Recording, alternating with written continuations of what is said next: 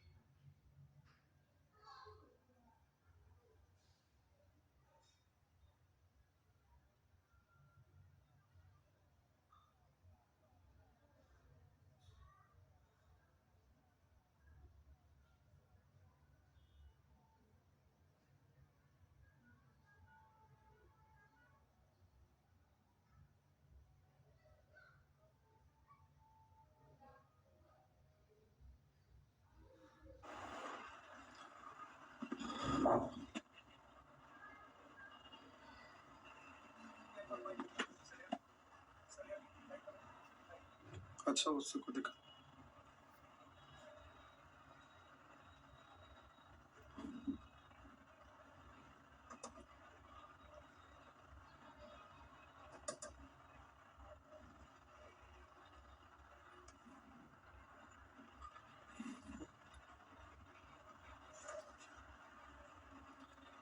चलिए प्यारे, आगे बढ़ते हैं।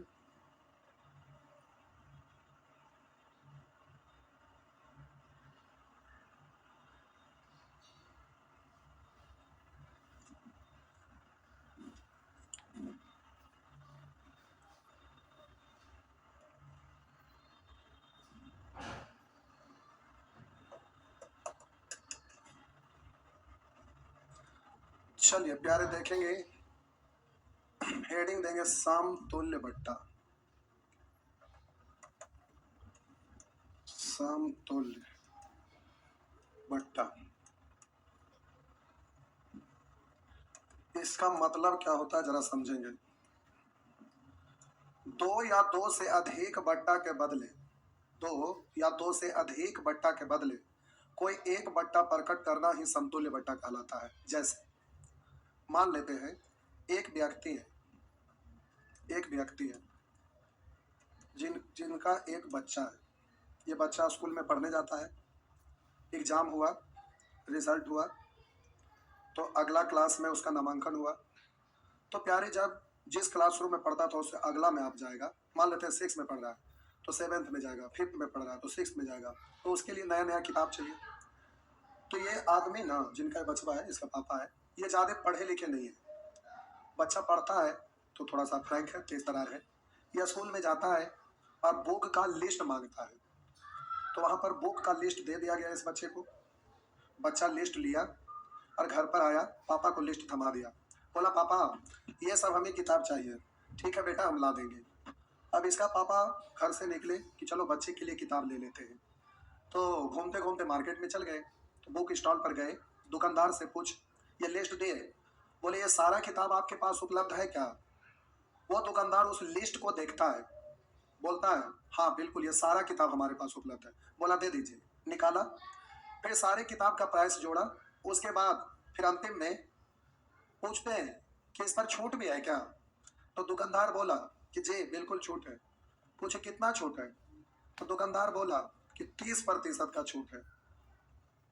तो इसका पापा, इस बच्चे का पापा जो किताब लाने गए थे, बोले कि देखिए, हम बहुत दूर से आए हैं, हमारे घर के आसपास नजदीक में भी मार्केट है, वहां पर भी किताब उपलब्ध है, लेकिन हम वहां से दूर चलकर आए हैं। हम गरीब आदमी हैं, हम सोचे कि कुछ पैसा बच जाए, इसलिए हम आपके पास आए हैं बहुत दूर से चलकर। इधर ढेर सारा दुकान है, सब बोलता है कि उधर सस्ता मिलता है, इसलिए हम आ गए हैं।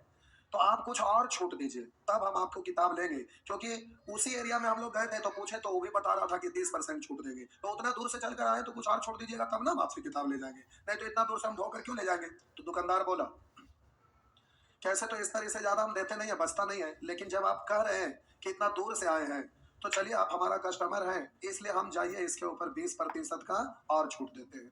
बोला कि हम इस पर 20% का और छूट देते हैं। तो फिर वो कहते हैं कि देखिए, हम पढ़े लिखे आदमी नहीं है, आप अभी बोले कि हम 30% देंगे, फिर आप बोल रहे चाहिए हम उसके ऊपर से 20% की और देंगे। फिर ऊपर से नीचे से ही क्या मतलब हुआ? आप हमको डायरेक्ट बताइए कि कितना परसेंट छूट देंगे। आप बोलते हैं 30% देंगे, फिर उसके ऊपर से 20% देंगे, इसका मतलब हमें कुछ समझ में नहीं आता है। आप हमको जोड़ जाड़ के बताइए कि कितना देंगे। तो सोचा कि हम इसको कैसे समझाएं, तो फिर बोला, मन ही मन सोचा कि छूट का मतलब होता है मूल्य में कमी। तो आप 30% और 20% दो को छूट दिया, तो सोचा कि चलो छूट मतलब कमी, तो -30 -20 फिर 30 गुने 20, तो माइनस गुने माइनस प्लस और बट्टा 100। अब इस तरह से वो दुकानदार कैलकुलेट कर लिया। प्यारे आप परसेंटेज पढ़े थे, क्रिया के ऊपर क्रिया, जहां भी क्रिया के ऊपर क्रिया होगा, चाहे वो चैप्टर कोई भी हो, वो रूल अप्लाई होगा। क्रिया के ऊपर क्रिया जहां भी होगा, वो CI हो या डिस्काउंट हो या फिर मिश्रण का क्वेश्चन हो या फिर आपका परसेंटेज का क्वेश्चन हो, ये सभी जगह लगेगा। जहां पर भी क्रिया के ऊपर क्रिया होगा, उन सभी जगह ये रूल लागू होगा। तो प्यारे इस तरह से छूट का मतलब मूल्य में कमी, तो पहले 30 फिर 20, 30 गुने 20 माइनस माइनस प्लस बटा 100। इस तरह से यह सॉल्व किया, तो -50 और +6 का मतलब हो गया -44। 44% छूट, 44% छूट। अब उसको 44, जब यहाँ माइनस लिख दिया तो छूट नहीं लिखिए, अगर छूट लिख दिया तो माइनस नहीं लिखिए। माइनस का मतलब होता है मूल्य में कमी यानी छूट। अब जब जोड़ जाड़ के बताया कि 44% छूट देंगे, तो वो कस्टमर यानी जो किताब लेने के लिए गए थे, दुकानदार को बोलते हैं कि आप किताब रखिए, हम आपके बगल से आते हैं, बगल में भी किताब मिल रहा है, वहां भी हम जाते हैं। इसमें क्वालिटी क्या, सब तो एक ही जैसा किताब होता है, इसमें क्वालिटी ज्यादा अच्छा खराब थोड़े ना होगा। सबका तो किताब जहां से छपता है, सब जो लोग तो वहीं से लाता है। तो बोला कि आप किताब को रखिए, हम बगल वाला दुकान से आते हैं, आप जितना छूट दे रहे हैं अगर वो भी उतना ही छूट देगा, तो हम वादा करते हैं कि हम आपके पास आके ले जाएंगे, हम वहां से नहीं लेंगे। लेकिन अगर ज्यादा छूट देगा तो हम आपके पास नहीं आएंगे, उधर से ही लेके चल देंगे। तो फिर बोला कि देखिए, आप हमको किताब निकलवाए, तोड़ मोड़ किए, जोड़ जाड़ किए, अब इतना मेहनत किया, आप कह रहे हैं कि हम जा रहे हैं, तो बोला कि हमको छूट दीजिए, हम तो इसलिए तो आए हैं, तो अगर आपको बेचना है तो और छूट दीजिए, नहीं तो फिर हम चले। तो बोला कि ठीक है आप जाइए। तो दूसरा दुकान में वो आदमी गया, फिर वही लिस्ट दिया, फिर वहां पर दुकानदार से पूछा कितना परसेंट छूट दीजिएगा, तो बोला 30%। फिर बोला कि देखिए, बगल वाला से हमारे वो 20 कुछ और भी दिए थे, बात है तो हम 20% और दिए, इसके ऊपर से दिए, वो भी वैसे सही बोला। तो बोला कि ठीक है, इसके ऊपर नीचे हम नहीं जानते, हमको पूरा कंप्लीट बताइए कितना छूट दीजिएगा। तो इसको जोड़ जाड़ लिया और फिर इसको कैलकुलेट करके बोल दिया 44% छूट देंगे। कितना देंगे? 44% छूट।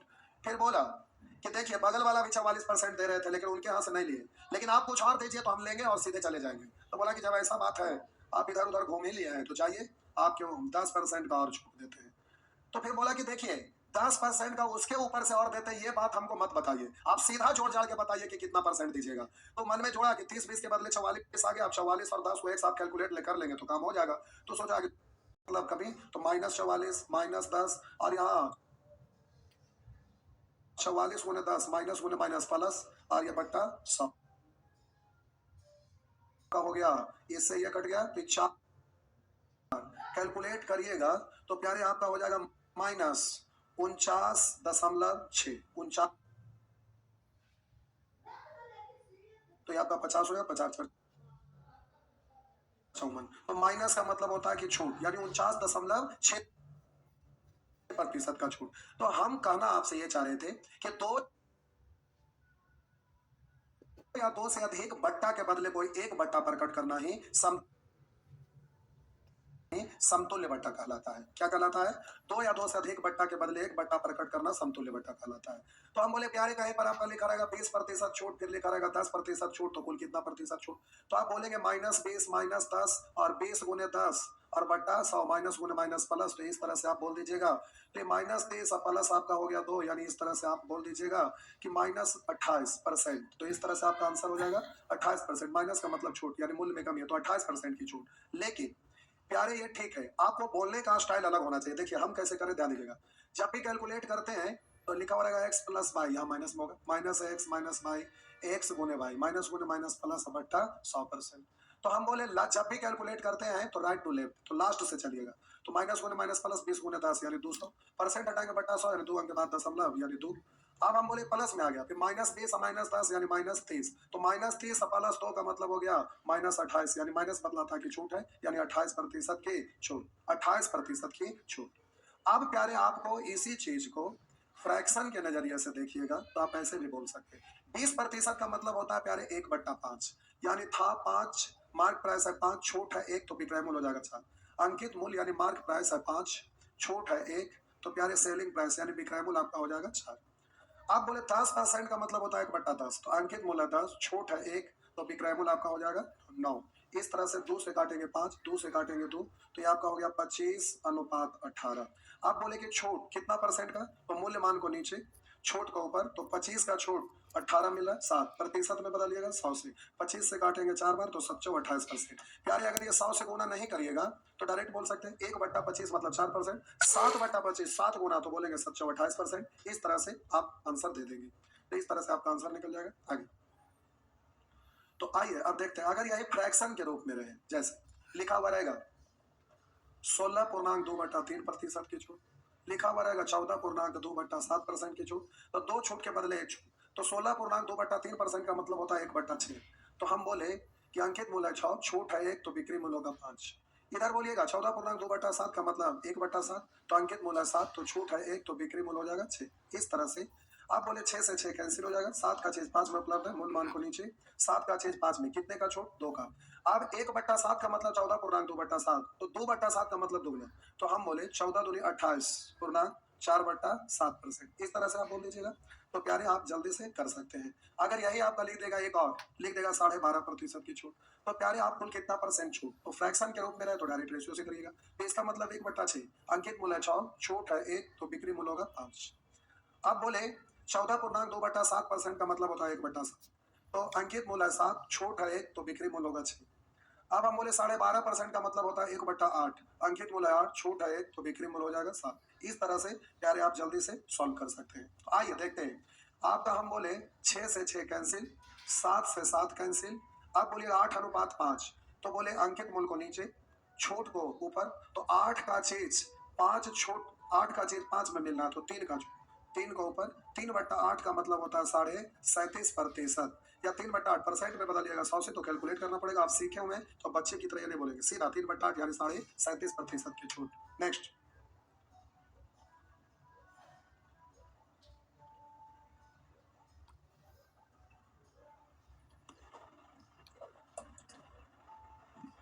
लिखा हुआ ए तथा बी परसेंट की क्रमिक बट्टा, तो पहले ए का छूट, फिर बी का छूट, फिर ए गुना बी।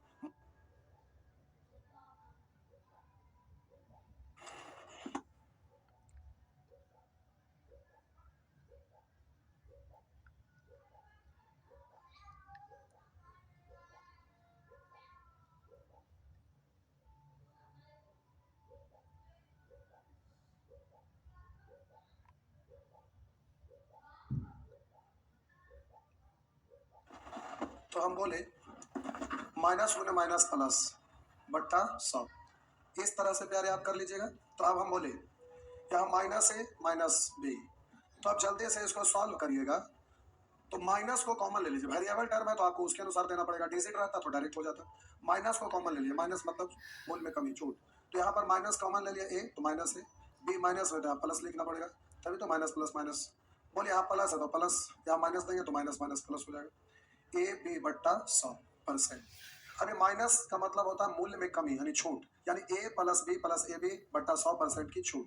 तो आपका आंसर हो जाएगा प्यारे आई, ये आपका माइनस कॉमन है, माइनस, अच्छा माइनस रखना पड़ेगा, तो माइनस माइनस प्लस हुआ, A plus B minus A B बट्टा 100, तो आपका A plus B minus A B बट्टा 100%। इस तरह से आप जल्दी से सॉल्व कर लीजिएगा। आइए आगे बढ़ते हैं, अब ये कर लीजिएगा, ये भी कर लीजिएगा, क्या टाइम पास करें, ये भी कर लीजिएगा। प्यारे अभी 2 या 2 से अधिक रहे तो आपको सिखा दिया, कर लीजिएगा। तो अभी बोले कि परसेंटेज से 2 के बदले 1 निकालिएगा, फिर 2 के बदले 1 आया, फिर इसका अगला के साथ कर देंगे, तो फॉर्मूला से दूसरा रेशियो से डायरेक्ट कर लेना है, तो रेशियो से 3 गुना 4 गुना 5 गुना सब होगा। और भी तरीका है, लेकिन प्यारे ये रेशियो वाला ये ठीक ठाक तरीका है, इसमें कोई दिक्कत नहीं है, इसलिए इस तरीका से करिए। तरीका तो बहुत तो सारे हैं, लेकिन आलतू फालतू सीख के कचड़ा माथा में भर लीजिएगा, उससे कोई फायदा नहीं है। लेकिन इसमें हम एक तरीका और बताएंगे, जब ऐसे करते हैं ना तो मेंसुरेशन में एक अलग वैरायटी का क्वेश्चन रहता है, जो डायरेक्ट आपका आंसर मिल जाएगा, लेकिन इस मेथड से करिएगा तो परेशानी होता है। तो जो चीज जहां सीखने के लायक रहता है वही सीखना चाहिए, नहीं तो आलतू फालतू दिमाग में कचरा भरने से कोई फायदा नहीं है। आइए तो इस तरह से सभी प्रश्न को आप कर लीजिएगा। अब यहाँ पर तुलना करना है, देखते हैं। तो लिखा हुआ है प्यारे 20% और 15% की उत्तरोत्तर छूट या लगातार छूट या समतुल्य बट्टा या क्रमागत बट्टा, सबका मतलब एक ही होता है। तो 20% और 15% की उत्तरोत्तर छूट देने के बाद एक वस्तु का विक्रय मूल्य 3060 रुपया हो जाता है। तो उसका अंकित मूल्य कितना है? तो प्यारे अंकित मूल्य पूछ रहा है, तो आप इसको बहुत तरीका से कर सकते हैं। पहले तो दो छूट के बदले एक छूट निकालिएगा, तो -20 -15 और माइनस माइनस प्लस, तो 20 गुने 15 बट्टा 100, इस तरह से आप कर सकेंगे। तो आप बोलिएगा 20 से 100 कटेगा 5 और 5 से 15 कट जाएगा 3, तो ये -35 और +3 मतलब -32%, इस तरह से बोलिएगा। तो 32% छूट, तो वहां पर आपका विक्रय मूल्य प्यारे दिया हुआ है 360, तो विक्रय मूल्य का तुलना विक्रय मूल्य से, तो 32% छूट का मतलब अंकित मूल्य है 100, तो छूट है आपका 32, तो विक्रय मूल्य हो जाएगा 68। तो विक्रय मूल्य का तुलना विक्रय मूल्य से, निकालना है अंकित मूल्य तो 100 से। पहला तरीका तो ये हुआ, लेकिन प्यारे ऐसे करिएगा नहीं, हम कुछ और बता रहे, सॉरी, ऐसे आप करिएगा नहीं। आपको करना क्या है जो हम बतला रहे हैं, आइए और भी देखते हैं। हम बोले प्यारे 20% के, जल्दी से आप अंकित मूल्य और विक्रय मूल्य का रेशियो लिखना चाहिएगा। तो 20% का मतलब 1/5, अंकित मूल्य 5, तो छूट है 1, तो विक्रय मूल्य हो जाएगा 4। आप बोले 15%, 15%, 5% 1/20, 15% 3/20, तो हम बोले अंकित मूल्य आपका 20, छूट है 3, तो विक्रय मूल्य आपका हो जाएगा प्यारे 17। आप जो विक्रय मूल्य दिया हुआ उसका तुलना उससे कर कटने ला के काट दिए, 4 से काटेंगे 5। अब वहां पर विक्रय मूल्य दिया हुआ है, विक्रय मूल्य दिया हुआ है, तो विक्रय मूल्य का तुलना विक्रय मूल्य से करिएगा 17 से, निकालना उसको गुना करिएगा, वस्तु का अंकित मूल्य, तो इस तरह से 25 से आप गुना कर दीजिएगा। लेकिन एग्जाम में प्यारे ऐसे भी नहीं करना है, एग्जाम में एकदम फास्ट फास्ट करना है। आइए कुछ और भी देखते हैं। हम बोले आपका विक्रय मूल्य दिया हुआ, अंकित मूल्य पूछा, अंकित मूल्य ज्ञात नहीं है, तो आप अंकित मूल्य को अंकित मूल्य मान लीजिए, बस सॉल्व करिए। तो पहले 20% का मतलब होता है 1/5, तो हम बोले 5 का चीज एक छूट में, तो विक्रय मूल्य हो जाएगा 4/5। फिर 15% का मतलब होता है प्यारे 3/20, तो 20 का चीज 3 छूट पर, तो विक्रय मूल्य 17/20। इस तरह से ये विक्रय मूल्य निकल गया, और प्रश्न में विक्रय मूल्य इतना दिया हुआ, दोनों विक्रय मूल्य, इसलिए दोनों आपस में बराबर कर देंगे, काट छाट करिए, इस तरह से आपका मार्क्स पास निकल जाएगा। अब ये भी नहीं करना है, नहीं मानना है तो डायरेक्ट आइए विक्रय मूल्य से चलते हैं। तो ये आपका दिया हुआ विक्रय मूल्य, विक्रय मूल्य का तुलना विक्रय मूल्य से, तो हम बोले अंकित मूल्य 5, छूट है 1, तो विक्रय मूल्य 4, अंकित मूल्य तो 5 है। उसी तरह से 3/20 का मतलब अंकित मूल्य 20, छूट है 3, तो विक्रय मूल्य 17, अंकित मूल्य तो 20 है। बस आप सॉल्व कर दीजिए, ये आपका आंसर हो जाएगा। नेक्स्ट, आइए आगे देखते हैं। कह रहा है किसी वस्तु का विक्रय मूल्य 3000 है, डायरेक्ट कर लीजिए। तो 12.5% का मतलब होता है प्यारे 1/8, तो हम बोले विक्रय मूल्य का तुलना विक्रय मूल्य से, उसी तरह से 14.2/7% का मतलब 1/7, तो विक्रय मूल्य हो जाएगा प्यारे 6, अंकित तो 7, इससे ही काट दीजिए, 6 से 30 कटेगा 5 बार, 8 पंचे 40 पर 2 शून्य, यानी आपका आंसर हो जाएगा 4000। इस तरह से आप आंसर दे सकेंगे। नेक्स्ट लिखा है, कहा एक निर्माता के सूची मूल्य के अनुसार मशीन का मूल्य 1200 रुपया है, सूची मूल्य के अनुसार मशीन का मूल्य 1200, यानी अंकित मूल्य मार्क प्राइस दिया हुआ है। 25% का व्यापारिक बट्टा देता है, अत्यधिक प्रतियोगिता के कारण ओवर फुटकर दुकानदार को अतिरिक्त 10% का बट्टा देता है, तो मशीन का विक्रय मूल्य 25% मतलब 1/4, तो 4 का चीज एक छूट, तो विक्रय मूल्य 3/4। बोले 10% मतलब 1/10, तो 10 का चीज एक छूट, यानी विक्रय मूल्य हो जाएगा 9/10। इस तरह से 4 से 12 कटेगा, 3 बार 0 से कटेगा 0, 3 3 9 81 पर 1 0, यानी आपका आंसर हो जाएगा 810। इस तरह से प्यारे आप जल्दी से कर सकेंगे। नेक्स्ट आगे लिखा है, कह रहा है एक कॉलेज की लाइब्रेरी को 5,000 रुपया से अधिक की पुस्तक खरीदने पर 15% का बट्टा मिलता है, नगद पैसा देने पर लाइब्रेरी को 5% का अतिरिक्त बट्टा मिलता है। यदि 8,000 रुपया की पुस्तक नगद में खरीदी गई, बोले 5,000 से ज्यादा है ही तो 15% मिलेगा, और नगद खरीद रहा है इसलिए 5% और मिलेगा, डबल छूट। तो कह रहा है पुस्तक नगद में खरीदी गई तो लाइब्रेरी को कितना नगद पैसा देना पड़ेगा, विक्रय मूल्य आपसे पूछ रहा है। तो प्यारे 8,000 का किताब खरीद रहा है, तो आप बोलिएगा पहले 15% छूट, 15% का मतलब होता है 3/20, तो हम बोले 20 का चीज 3 छूट में, यानी विक्रय मूल्य हो गया 17/20। 5% मतलब 1/20, तो हम बोले 1 छूट पर, तो 19/20। इस तरह से आप जल्दी से कर देंगे, 2 शून्य इससे कैंसिल हो गया, 4 बच गया, 4 से 80 कटेगा 20 बार, तो इस तरह से प्यारे आप जल्दी से आप गुना कर दीजिएगा, इस तरह से आपका आंसर आ जाएगा। आइए नेक्स्ट लिखा है एक घड़ी का अंकित मूल्य इतना रुपया है, जो इतना इतना परसेंट के 3 समतुल्य बट्टे पर विक्रय मूल्य क्या होगा। तो प्यारे आपका अंकित मूल्य दिया हुआ है 12.5% का मतलब 1/8, तो विक्रय मूल्य 7/8। 25% का मतलब 1/4, तो विक्रय मूल्य 3/4। 11.1/9% का मतलब 1/9, तो विक्रय मूल्य 8/9। इस तरह से आप जल्दी से इसको काट डालिएगा। तो प्यारे 8 6 14 1 15, 3 से इसको उड़ा दीजिए, तो 3 पंचे 15, 1 3 3 9 1 3 6 18, और भी कट रहा है, 4 से काट डालिए, 4 इकाई 4, 1 तो 4 3 12, 1 4 4 16, गुना कर दीजिए, 7 4 28, एक ही को भी यूनिट डिजिट है लेकिन नन ऑफ दिस है इसलिए गुना करिए, 7 4 28 के 8 हासिल 2, 7 3 21 2 23 के 3 हासिल 2, 7 21 7 2 9, इस तरह से 938। इस तरह से आप जवाब दे सकेंगे। नेक्स्ट कह रहा है एक हाथ घड़ी का अंकित मूल्य 1600 रुपया है, उसका विक्रेता एक खरीदार को क्रमानुसार 10% तथा x% की छूट देता है। तो 10% छूट पर विक्रय मूल्य 90%, या तो बोलिए 10% मतलब 1/10, तो 10 का चीज एक छूट में तो विक्रय मूल्य हो जाएगा 9/10।